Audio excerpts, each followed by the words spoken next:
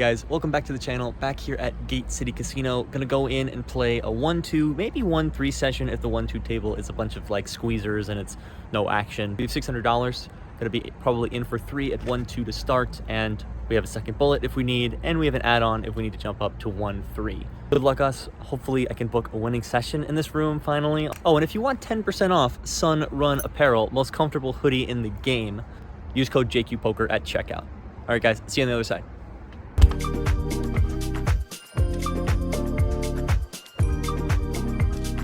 As mentioned before, we get 600 from the cage and we head into the beautiful Dano's poker room where we're welcomed with pocket jacks under the gun. We're playing six-handed, so this is technically the low jack. I've raised it up to $10. The hijack is called and the other players get out of the way. So you're going heads up, out of position.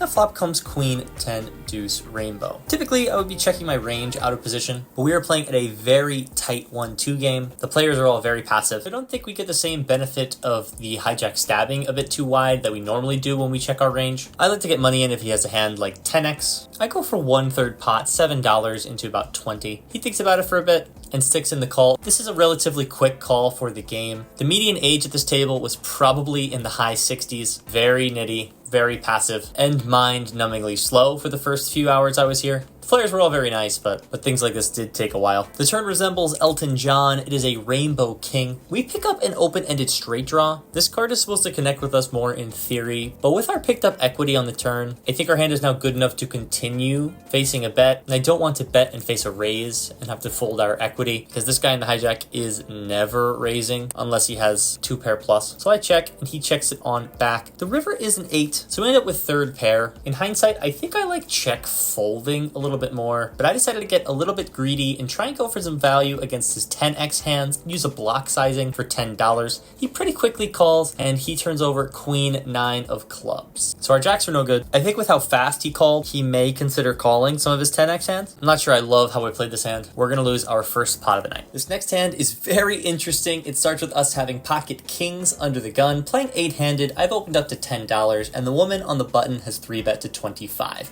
Now, she was telling me how she was an organizer for the Ladies International Poker Series and how she was organizing a tournament to be played later this fall at Gate City. So if you're a woman in the Northeast, be on the lookout for that. Sounds like a really good structure. All that is to say that she seems like she knows what she's doing. So if it gets back to me, I'm planning on 4-bet getting it in, except it doesn't get back to me. The big blind now wakes up with a cold 4-bet to $60. Now, I mentioned earlier how the average age at the table was well into Social Security range, but this guy was bringing the average up. I'm not sure if you could tell by just looking at his hands, but this guy had a hearing aid in both ears, and I'm pretty sure he still called World War I the Great War. So for him to wake up and 4-bet feels super yucky. Are we just up against aces here? Are we chopping? Does this guy ever 4-bet ace-king? My honest gut reaction was just to snap fold. And if you pull up GTO Wizard, the solver is actually just pure folding kings here. When I open 5x under the gun, face a 3-bet and a 4-bet. So this is a super uncomfortable spot. If I'm being completely honest with myself, if I didn't have the camera out, I probably would just fold kings here.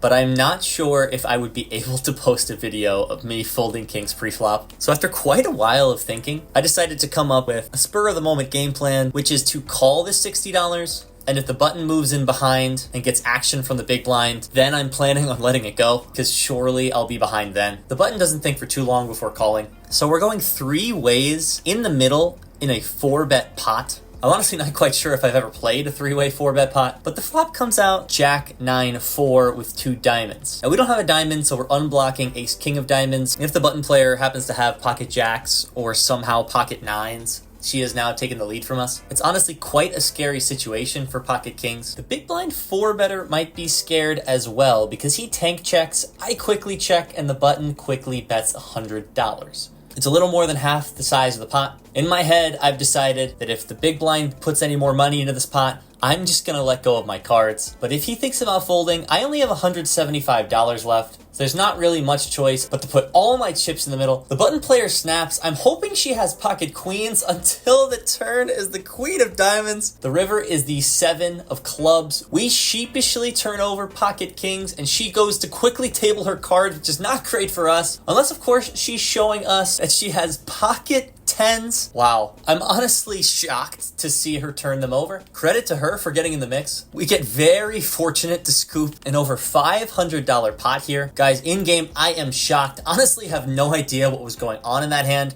I spent about 5 minutes trying to pry and find out what the big blind 4 bet me with. He just gave me a cheeky smile and laughed. I'm honestly not quite sure if he could hear me. Perhaps his hearing aid was turned down. Perhaps he was just 4-betting light, trying to get on the vlog? That seems very unlikely though, but we'll probably never know because shortly after he racked up and left. So we go against our gut instinct and against the solver here, and we get very fortunate to win a huge pot.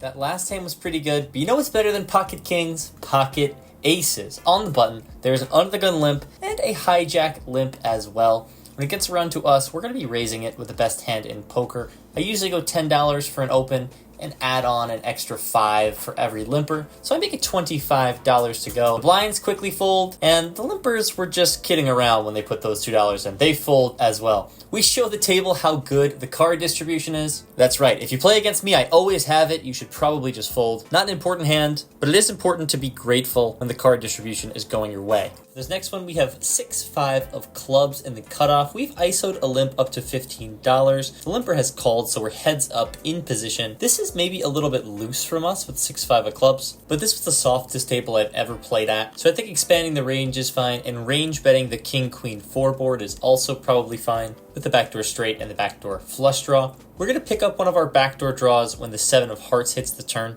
I'm certainly not checking with 6 high, so I go for another small bet, attempting to entice her to raise off her stronger hands now. And if she just calls, we can put in a big bet on the river and probably just get a range fold. But she lets it go right now. Not a super big pot, but I was picking up a lot of these without showdown, uncontested, kind of steamrolling the table at this point.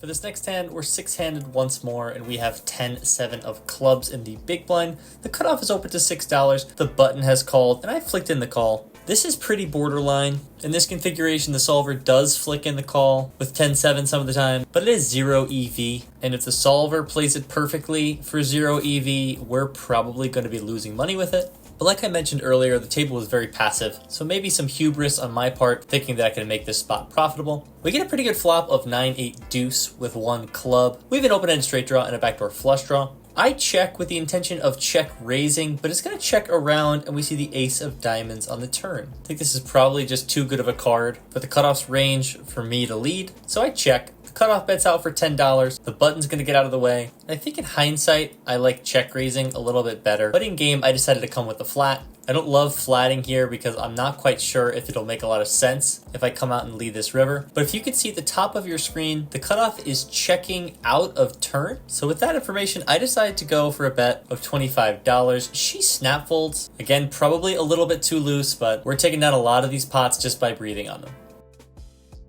This next hand is another very strange one. It starts with black 10s on the button. There's been an under the gun open to $6 and the cutoff has called. We're going to squeeze it up here.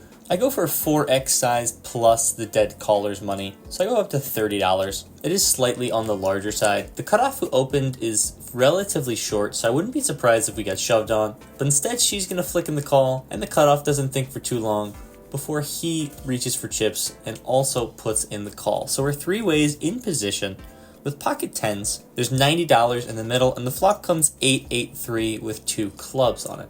It quickly checks over to me. Now in a 3-bet pot, I don't expect pocket 3s all that often, and I think I actually prefer the paired 8 because I don't think they're going to have a lot of hands like 8-9 or 8-7. Because like I mentioned, this table was relatively tight, and especially the cutoff I know is not peeling weaker hands like that. Typically my sizing in position here would be for 1/3 pot, but I actually decided to size slightly down because I'm not sure how much the low jack opener has behind, and I want to make sure if she goes all in that I could reopen the action.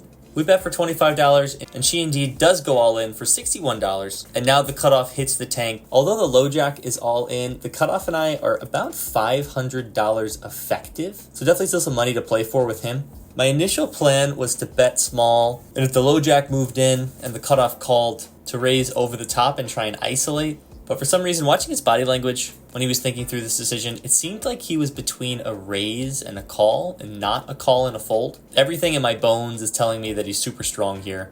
So I divert from the original plan and I just put in the call. So we're 3 ways to run out with over $200 in the middle, and the turn is the Jack of Diamonds. Jack X of Clubs now takes the lead from us. And if the cutoff had a hand like Pocket Nines, which I think is very likely, he probably won't like seeing this overcard. So when he checks, I guys check it on back. The river is the 6 of Spades. It's a bit of a strange dynamic with the dry side pot, but this is probably a spot I would try it and go for thin value. But something about this hand was just too suspicious. I roll over Pocket Tens, and the cutoff shows Pocket Queens. So we just flatted pre-flop, very trappy there. We take a very weird line here, and it might have saved us quite a few chips.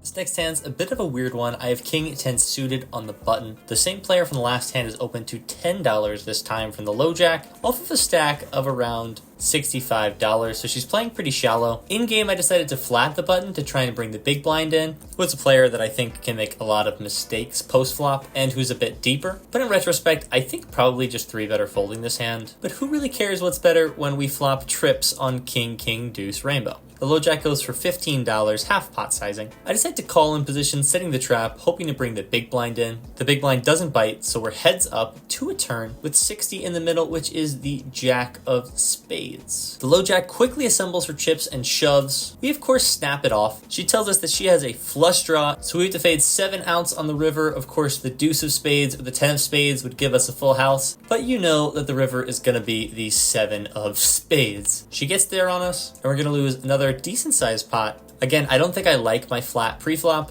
I think we could probably just 3-bet and exert more pressure, or off this shallow of stack depth, probably just fold. A hand I'm not inclined to fold though is Pocket Jacks under the gun. We're playing 7-handed. I'm going to open it up to $10. The hijack player is going to call, as is the button. The small blind flicks in the call, and the big blind can't resist this price. So we're going 5 ways to a flop with Pocket Jacks. Not quite my ideal setup, but we still have an overpair when the board comes 10, 10, 8, 2 diamonds.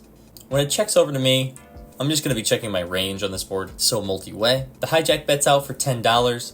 The button calls. The blinds get out of the way, and I think the hijack could be stabbing at a fairly high rate when 3 players check to him. I'm not really in love with it, but feels a little too nitty to fold an overpair at this point, especially because the button will probably be raising a lot with her 10x combos. So I put in the call. We're 3 ways to a turn with $80 in the middle, and the turn is the 8 of Spades. We're now losing to 8x combos that this hijack might bet or the button might call on the flop, so I check it on over and they both check it back. The river's pretty bad too. It comes the 4 of diamonds. We're now losing to the draws that bet the flop, losing to the thick value in 10x, and losing to the thin value in 8x. But I check, and they both check it back, and somehow we turn over Pocket Jacks, and they're good. I honestly have no idea what the hijack could have bet or what the button could have called on the flop that loses to Pocket Jacks. But hey, can't really complain when we're scooping a pot. This game was pretty slow, not a ton of action like I mentioned before. So we get a table change over to the 1-3 game. We go into our bag and add on for $300. We're now in the game for $600. So I'm going to go into the left pocket bankroll tracker app. Use my code JQPoker3 for 3 months of their free premium version, and I add on for $300. Guys, this app has all the stats you could ever want in a seamless and visually pleasing app interface with widget integration. But the real reason that I enjoy it and why I'm happy to tell you about it right now is their health integration software. Left Pocket keeps track of your sleep data to tell you if you're well rested for a session or not, and they have new meditation software, which can help you mentally prepare for a session before or even during if you go on a little bit of tilt. I've personally been using it before every session I've been playing, and it's definitely helping me feel a little bit more locked in. Use that discount code for 3 months free of their premium version, and let's get back to the video. So we take our seat at the 1-3 table. Not a ton of hands to note. A lot of times I would 3-bet and take down the pot pre-flop, or I would raise and get 3-bet, or 3-bet and get 4-bet and have to fold. I actually got re-raised about 5 times in 2 hours, so you can tell the players here are much more aggressive than at the 1-2 table. I've opened up the hijack to $15 with 10-9 suited. It's a pretty cuspy open. The button's going to stick in the call and the big blind defends. So we're 3 ways in the middle to a flop, which comes out King 4-3 Rainbow. We have a backdoor flush draw, backdoor straight draw, and the king is going to be a lot better for my range. I'm normally going to check this board, but the button's already picked his cards up ready to fold. So I decided to go for a small size, 15 into 45. Button indeed does fold, but the big blind is going to stick around when he puts in the call. So we're heads up in position against what I assume is a relatively wide range. So 75 in the middle when the turn is the 7 of diamonds, completes the rainbow. The most obvious draw on the flop, 5-6 completes. And now the big blind decides to lead for $15. We could be drawing dead if he has a straight or 2 pair, or even if he just has a king. And I already see this player make a couple of light call downs, so I'm not really inclined to bluff him so much. I just let it go. This hand pretty much sums up our first hour at the 1-3 table. Let me set the stage for this next hand. We're under the gun with pocket aces and we raise it up to $15. But I think this is actually a mistake. Well, not raising with aces being a mistake, but I think I should have waited. I'm not sure if you could see at the top of your screen, but they're currently doing a dealer change. And at Gate City, since you can buy chips directly from the dealer, that means that they have to count the cash and make sure the accounting is correct. Also, simultaneously, while this is going on, the player to my left had hit a high hand. So there are a couple players up from the table sweating his high hand prize. So no one's really paying attention. I'm afraid everyone's going to fold, but the big blind eventually flicks in the call. So we're heads up in position to a flop which comes out 7-3 deuce rainbow. I'm probably going to be betting small when he checks to me, but he doesn't check though. He decides to go with a lead, and a pretty large one at that when he bets $20. I don't think this happens as much in theory on a 7-3 deuce board as it would on, say, a 7-5-4 board. I think when he leads here, especially on a rainbow board, he's pretty polarized, so don't really want to be raising. I put in the call to let his error continue to barrel and to keep the pot manageable if he does happen to have a set. The turn is the 10 of hearts, and the big blind pretty quickly decides to overbet the pot for $75. This line is honestly mashing my brain into bits. I have no idea what to make of it. Again, I think it's too early to fold. I put the call in, and the river is the jack of hearts. And he decides to go for the triple barrel donk, donk, donk when he bets $150.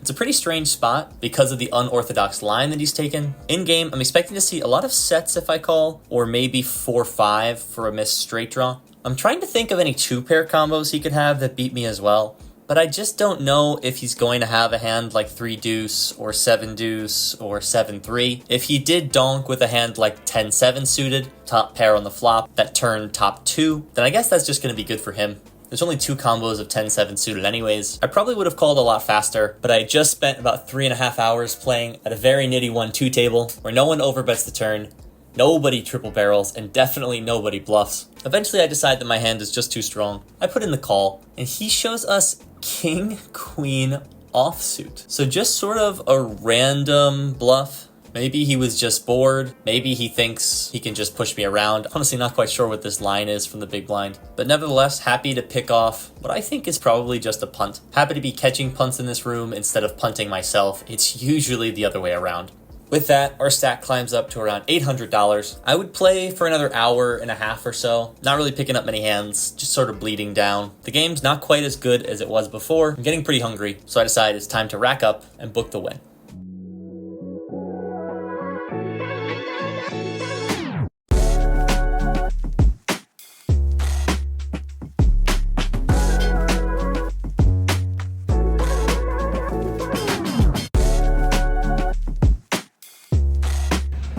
Finally booked a winning session at this place. Oh my gosh. In for $600, out for $745. Booked a decent win.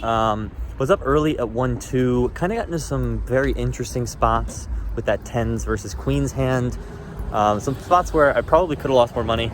Also got it in for a decent sized pot with trip kings, with king 10 suited against the flush draw. Sometimes they get there. That is the game. Nice to book a little bit of a win. I think that's back-to-back videos of winning sessions on the bounce for you guys, which it's always good when that can happen. Thank you guys so much for your support and for watching this video. Don't forget to like the video and to subscribe to the channel. If you want to hit me in the comments, I'm more than happy to get back to you. Other than that, thank you guys for watching. And, Sunrun Apparel, 10% when you use code JQPoker. All right, guys, see you in the next one.